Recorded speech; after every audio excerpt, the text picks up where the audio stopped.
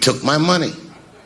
I'm 18 years old. I'm living in New York City, and I just finished my first road tour, which was a very difficult tour. I'll spare you the details. Now I'm back in New York, but my rent is paid, thank God. And I have $60 to my name. And a woman that I had met in Pittsburgh, a bad Dominican bitch,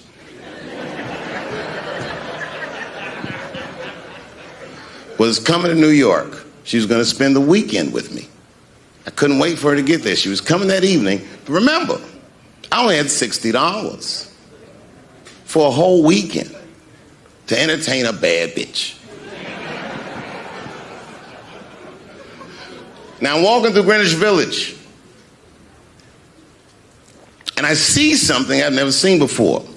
3-card Monty. You know what that is? The table was set up, and he had the 3 cards, and the crowd was hooting and hollering, and he was like, find the red card, find the red card, and people were playing. Sometimes they win, sometimes they lose, but it was really exciting, and I'm standing there watching it, and I noticed while I'm watching them play this game that the red card, the one you're trying to find, had just a little bend on the corner.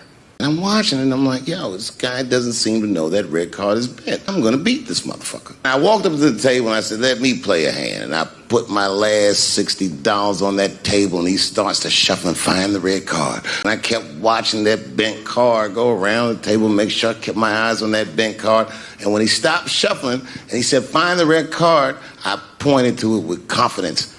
Here it is right here. And he flipped it over, and it was black. He took my money. I couldn't fucking believe that. How did this nigga do that? Was that magic or sorcery? I was confused.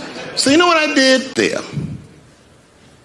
And I watched him for a real long time play the game. I realized that all those people who was doing all that hooting and hollering and betting, my God, they were his friends. They were in on the whole thing. I felt so wronged. I felt so stupid. And then the next sucker came up to the table and was about to put his money down. And I said, fuck that, man. Don't put your money there. All these niggas is in on it. It's a trick.